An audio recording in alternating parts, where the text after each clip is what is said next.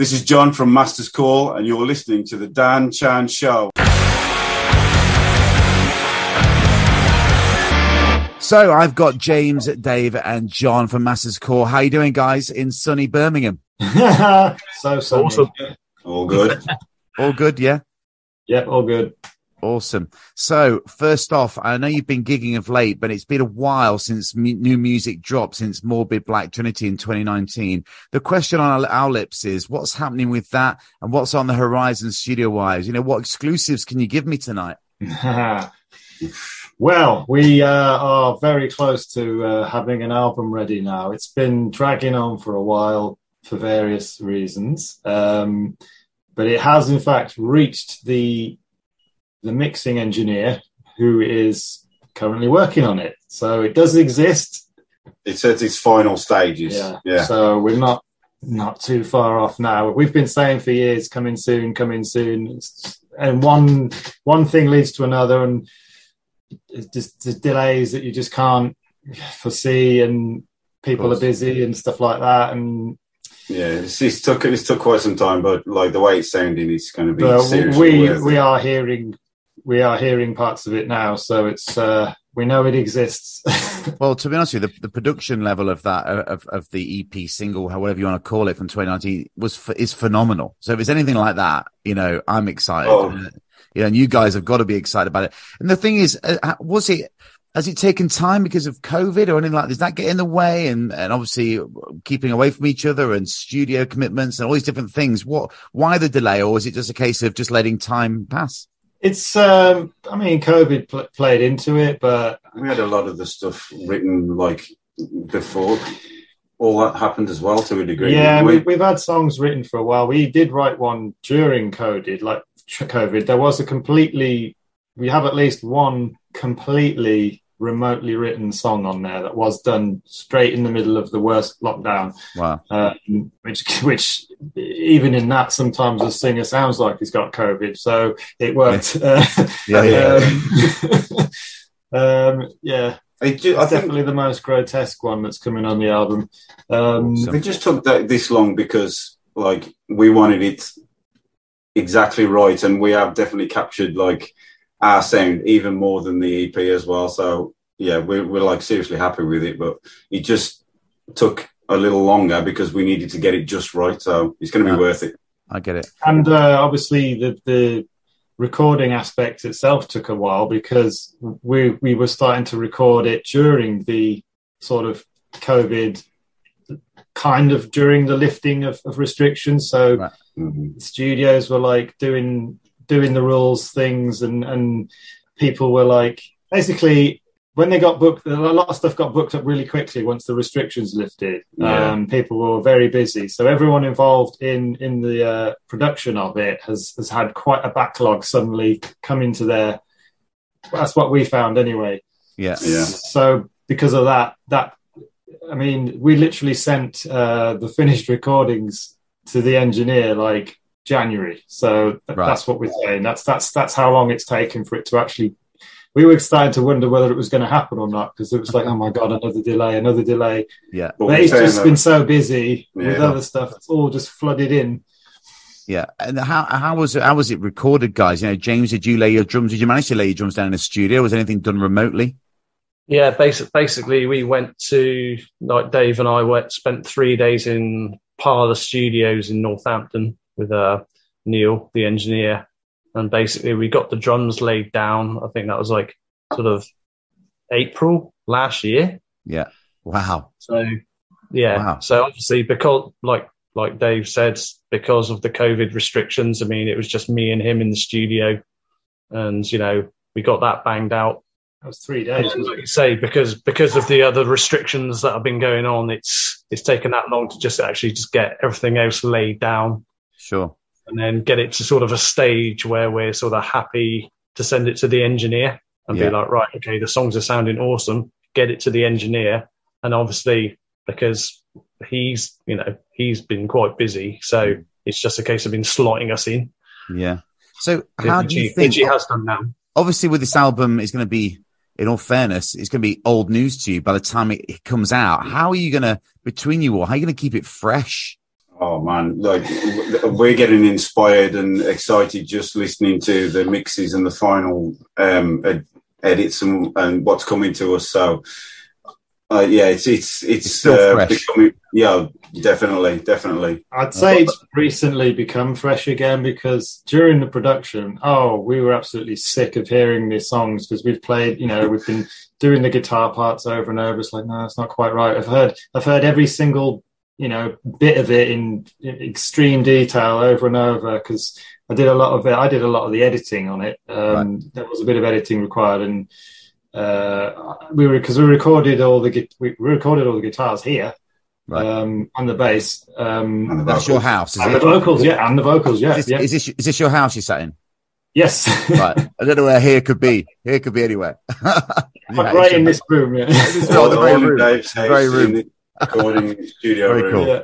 Very cool.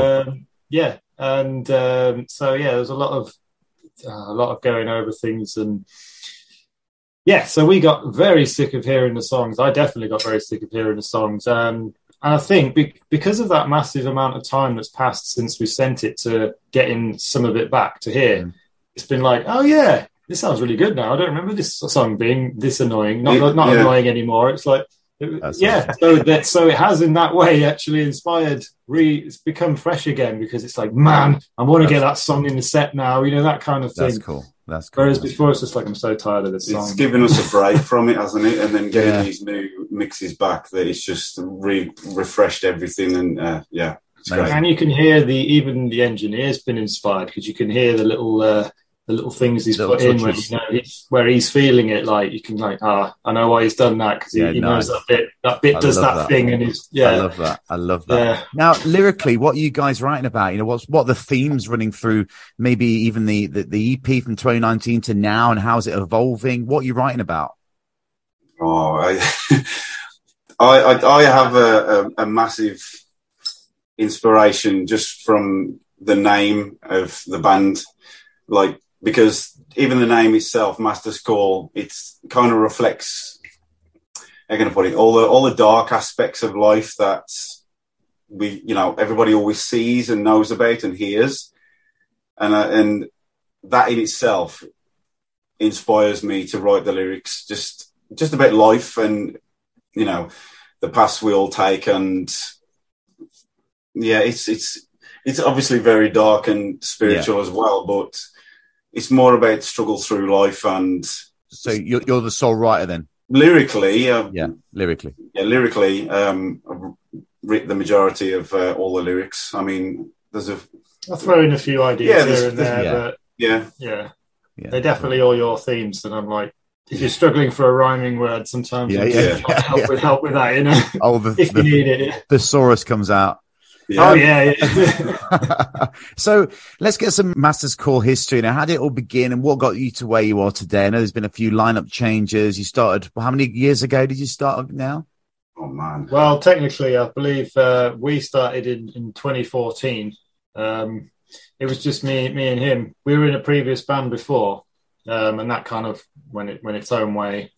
We always said, didn't we, that we wanted to keep writing music together, and that's where it started. So, and we're both guitarists, so we were just writing the music, and we hadn't formed a full band until it was like 2016. Yeah, the idea was there though. I mean, we got after a little bit of time of me and Dave writing together, the name come along, the idea.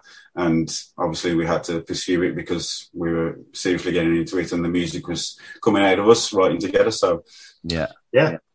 And eventually, we started piecing a band together, and I think we played our first gig in probably was 2016 or 17. Mm-hmm. 2017, because I joined in 2016, and I think I was pretty much the final piece of the puzzle, as it were. You were, yeah. Yeah, we needed a drummer to sort of, keep the time and all that. 2016. It was certainly a long time ago, especially when you consider we've only technically got 3 songs out. Yeah. Big pandemic, we'll blame it on that, right? Oh, yeah, we always blame it on being that. From, obviously, your accents, if no one, we've mentioned it earlier, you guys are from Birmingham. Is there any added pressure being in a metal band from Birmingham? I've got to ask that. Oh, Actually, that's part of our inspiration. yeah, definitely. There's no pressure. We have to fly the flag. That's it. There's a pressure of flying the flag. You got to do it right. You know what I mean? And you're doing it You right. definitely got to do it right. you got to do it right. So you're all from Birmingham. You're all from the Birmingham area. We're currently in Wolverhampton, which is close Pretty enough. much. I'm from Wolverhampton. Yeah. I was in Birmingham at the time we formed the band. Yeah. Okay. Fair enough. James is still in Birmingham now. Yeah. We're all Birmingham Black All West Country Midlands. area anyway. So yeah, exactly. So Love it. Now, you've had some rave reviews. You just opened your website to a cracking quote from none other than Kerrang, to quote, a stunning introduction to a dark new force in the British metal underground. What more do you want from the biggest metal mag? right? I mean, that's an awesome quote. I loved it. I just like the fact that we're called a dark force. It's like, it's a good thing, and we really appreciate it. And I mean, obviously, that coming from just the 3 tracks on the EP, we're so excited for what we have to release on the album that if you thought the EP was good, get ready for the album. That's what we want to hear. That is exactly what we want to hear. I mean, now, that's obvious. That's obvious. Everyone says that, don't they? it's not boasting. It's like genuine. Yeah, just genuine excitement, isn't it? We are excited for it because we have been working on it for a long time. I mean, there's even a couple of songs that are older than the EP when we wrote them, but they didn't fit the EP. They're finally coming to life. They're finally coming to life, good. which is another reason why we might be sick of a couple of songs because they've been they're even older than the EP. Yeah, but, we're like gigging those songs from the start, from the very first thing till now. That's it. There's been people who've watched us a lot of times who probably know the songs before they've even been released officially. Yeah. So That's cool. Yeah, and I was going on to the gigging and touring. What's happening touring-wise? I saw you play with Ultimas in Birmingham. What a great band, a set of guys. How was that? I mean, I saw them. I was in London and I caught them at the Underworld, and I've seen them here in Barcelona. What a great band! How was that gig? That was interesting. It was. It's funny because I just watched Ultimas a few days before at Hellfest. Yeah. Slightly different vibe, but I mean. It was fun playing with them, but the only thing was it was a Wednesday night, but it was slightly difficult to get a decent crowd. But for playing. I was at the Underworld, and there was not many. It was a Tuesday night. It was the night before, and there wasn't hardly anyone there. To be fair, I would have expected more in London. No, it was Underworld. You know what the Underworld's like, but no, it was really quiet, and but I was really surprised. But they put on a great show anyway. I thought they did that. I thought they sounded great and put on a great show. And I quite liked David Vincent's entrance. He didn't waste the space at all. Stomping around the stage like exactly, he does. Yeah. So, having not seen you guys live yet, what's a Master's Course show like? What can we expect? I've read things that there's theatrical thrown in there, and there's some other superlatives thrown in. What can we expect? Because I would expect we're going to see a lot of you coming up soon. Yeah, we try to bring the theatrical side and obviously the aggression and the energy as well. But me personally, it always comes down to the venue as well and the sort of what we can do with the stage. Yeah. That kind of affects, me personally, it affects me how we're going to play for the crowd.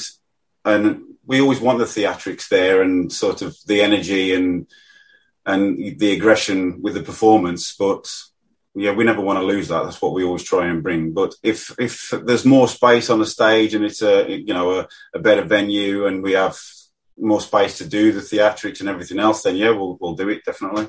Awesome. There's usually a lot of sweat, a lot of leather, always. A lot of spikes, that stuff. That's it.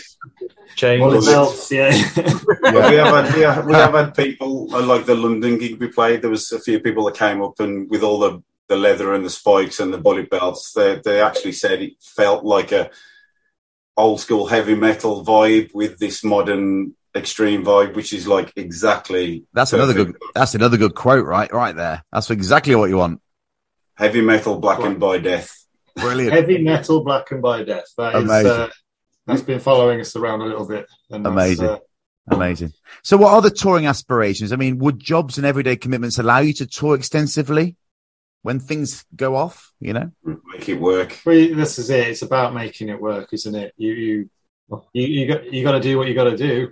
We definitely want to, for sure. I'm certain that we will. We'll make it work if the opportunities, when they come, hopefully, which I think they will, we'll make it work, because it's opportunities that you can't turn down, and memories and stories. You know what I mean. You have to do it. So, of course, absolutely. I mean, we've toured in previous bands before, and that there's always a story that comes out of it. That's it. Usually one of us nearly dying for some reason. Brilliant. Well, tell me a story. Have you got a funny touring story? Oh, man. Okay. Just off the cuff. I haven't even got that one written down, but you seem to be leading into it. So tell me something. I've got one. I'll keep it brief. But in one of my previous bands, we'd done a small tour in Hungary, and I'll keep it short. If everything could go wrong on this tour, it went wrong, but it was brilliant. So we got robbed. One of us went to hospital.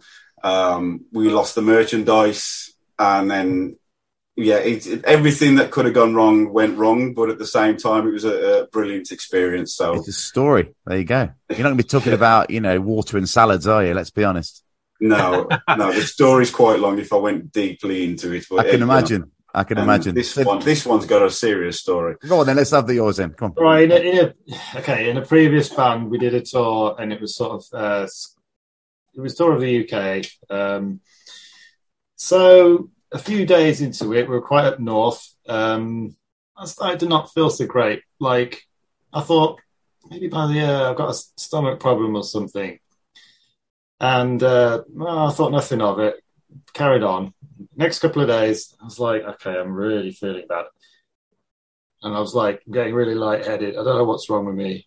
At the same time, still drinking and still playing. Still playing. Yeah. I did one gig. I did one more gig, and then that was it. The next day, I was like, okay, something is real bad. I didn't know what was wrong with me. It's like, why does my stomach hurt? I didn't think it wasn't my stomach. But so I came out of the next gig we were at, where I'd got to Leeds. And I came out of the venue going, like, I really felt like I was going to pass out, and I didn't know what was wrong. I came up to some random people and said, can you tell me where there's either a pharmacy or a hospital? Now, they said, oh, there's a hospital over there. And they guided me. And I was literally, like, crossing the road like a zombie. Almost, honestly, I nearly passed out in the road. And my mate, who was on a lot of MDMA, was trying to help me. Got you to the hospital. Got to the hospital, though. Fair play to him. And the diagnosis was? And they didn't know at first. They literally put me. They literally put me in a on the bed thing, and they were like, "Okay." I could hear them on the phone. I spoke. They were talking to someone else, some other doctor somewhere else, and they were going there. This guy's kind of walked in. He sounds like he might have appendicitis, but I'm not sure because he just walked in on his own. So they put me in an ambulance and took me to this other hospital, Leeds Teaching Hospital. Great, I get to practice. Yeah. And then they kept me in overnight, and like obviously my whole band is still at the venue. And then they said, "Yeah, you got appendicitis. You're going into surgery right now." Wow. And I was the driver of that entire tour. Oh no! My own car, which was not waiting for me when I came out of the hospital. So playing the gigs and still headbanging and drinking while his appendix. So I was on the verge of. Basically, I was on the verge of an exploding appendix, and I still played the gig the night before. Right. And so I ended up going in for an emergency appendectomy, and that was weird. And then I woke up and my whole carried on, abandoned me. Wow! And you're here to tell the tale. That's the main thing. Well, yeah, I feel like I could have come close to not telling the tale, exactly. But if I'd have done one more gig, I probably would have died. Wow. Now, obviously, festivals, you mentioned festivals earlier. Which do you think is the best metal festival? One you've either played or visited? Because, Hellfest is one hell of a festival in itself, right? Well, that is an insane festival, for sure. That's the one I like to go to every year if I can. I'm also going to in Europe. I'm also going to Brutal Assault. I've been before, but I'm going to Brutal Assault again this year. Yeah. But it is kind of the same weekend as Bloodstock, so you have to depends, like which we've played, which country, and Yeah, of course. Yeah, I seem to spend more time sort of like going to festivals in like the Netherlands, Yeah. like Netherlands Death Fest or like Eindhoven Metal Meeting mainly. Yeah. Yeah, awesome. For some reason. Yeah. It just seems to always be the way it falls. Yeah. that darker underground tucked away festival. Yeah. Yeah, proper indoors, dank. Yeah. Smells. Love it. Yeah. Love all that. Cheap or expensive. They do have cheap, some cool shit over there. They don't know. Yeah. Now, obviously, you've played a few festivals between your guys, over the last couple of years or so. Which person backstage made you stop and stare and go, Christ, that's... Well, if you mean the previous bands we played and Master's Call as well, I mean, I've got a right story from a previous band I was in when I played in Canada. Let's have it. I'll keep it short. But, the band Tarka. No, this one, okay. Yeah. Well, one of my previous bands, I was in Vancouver, Canada, and I pretty much saw the lead singer of Tarka get beaten up by a load of bouncers and dragged out to the backstage area, and it was a sight to see. And he just had a set of boxers on in his socks while he was in a headlock with a bouncer being dragged out. So, long story short, it was things like that. But anyone else? Any starstruck moments? I don't know if I would say starstruck, but I was starstruck when I'm at KK Downing. And Up the road. Up the road, I say. Well, okay, guys. Well, if there's any bands you could tour with, give me 3 that you'd want to tour with right now. Master's Call, current bands. I'm not talking about yesteryears, early Mayhem or something like that. Necrophobic. Yeah, Necrophobic. Love those guys. Fucking Fader. Yeah, Necrophobic definitely, because they're they're one of the bands that we all love. So. They're also like a few of the members as supporters of us. They have T-shirts of ours, and nice. I watched them at Hellfest as well. Yeah. Not watching a Brutal Assault as well. Love it. That's an extension, I'd say. Like Niflheim, obviously. That'd be awesome. They definitely know how to rock out. They do. God damn! When I watched Niflheim in London, it was just like, man. Balding, old. It's just like, but they schooled me so much. It's like, know what they're doing. So many spikes, so many chains. It's like, that's what we want. That's what we want to see. Sweat. So, what's on the band's bucket list? What one thing do each of you want to achieve? I want to get us finally to the point. We played lots of gigs and good stages, bad stages, great gigs, and done it for so many years, all of us. I finally want to get Master's Call to the point of playing an open air stage. Yeah, that'd be amazing. I mean, it was great at Bloodstock. It was in a tent and it was amazing. It was great. You know what I mean? But the excitement that we've got and what we would do with the chance to play an open air stage. You know what I mean? Like, I just want to get us there, because.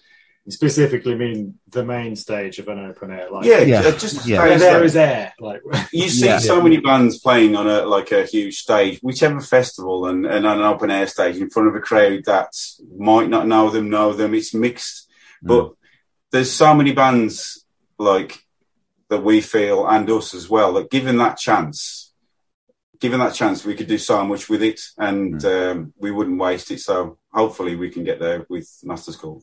Yeah, but I think you get such a good atmosphere, particularly at open air festivals, because you just got that vibe. Everyone's having some drinks or whatever, and just chilling. It's like, just want to come check out some bands, kick back, and just forget about everything for a day, a week, whatever, however long the festival is. So like you say, to get on a brilliant open air festival, like on the main stage. Yeah, that's the goal, you know what I mean? And to do it sort of, at a reasonably regular sort of intervals would be nice, you know what I mean? Awesome. Because there's been so many bands that I haven't heard of and seen at festivals, and they've been playing the main stage, and I've never heard of them. And just playing on an open air stage in front of a massive crowd, people still check it out, and it's like get that opportunity and deliver. So all I want to do is like obviously get us there finally. So that's how it tends to be with me at festivals anyway, like Hellfest or Brutal or whatever. I tend to just check out bands and then like never heard of them. I can see a lot of people have never heard of them, but they're delivering. So and people, I want to do that. That's it. Yeah, exactly. Yeah, the amount of bands I've come across in festivals, and it's been like you say, never heard of them, never seen them before, and then you just look, it's like, fucking hell, they were awesome. Yeah. So that's how people find out, are you? Yeah, it's important. So sum up the band in 3 words. You got a word each. It's 3 of you guys. Let's get a word each. I can't do it in 3 words. It's got to be that quote, heavy metal blackened by death, because that sums it all up. 5. It's 5. I'll let you have 5. I'm going to change that question to 5. I love it. So we can have heavy blackened death. Heavy blackened death. Heavy blackened death. Summed up. And I always ask this question. I think you guys will be able to answer this. What do you think is the heaviest riffs of all time? Just give me a couple, because I'm building up for an end of the year special. I want heaviest riffs of all time. That midsection riff on Angel of Death. Yeah. That's one. Yeah. Okay, that's yours. Tell you what, there's that break. I know it's an old song. That I'm going to call it a breakdown riff because I swear to Black Sabbath, Bloody Sabbath. Dun dun dun dun dun dun dun. Yeah. When people heard that back then, must have just melted faces. Can you imagine that shit back then when you first heard that? Yeah, of course. It still carries now, I reckon. What about James? What about you, drummer wise? What you got? Probably one of the heavy ass riff is like Pestilence. It's like I can't remember the name of the bloody song, but it's off Testimony H. It's just like down now, now, now, now, down. It's just like fucking yes. Heavy as fuck. Love it. Well, James, Dave, John from Master's Call, thanks so much for joining on the show. I'm looking forward to getting a sneak peek of this new album when it comes out, and I'm really looking forward to hearing it. Thank you for the support. We cannot wait for people to hear it because we are so ready for people to hear it. Thank you.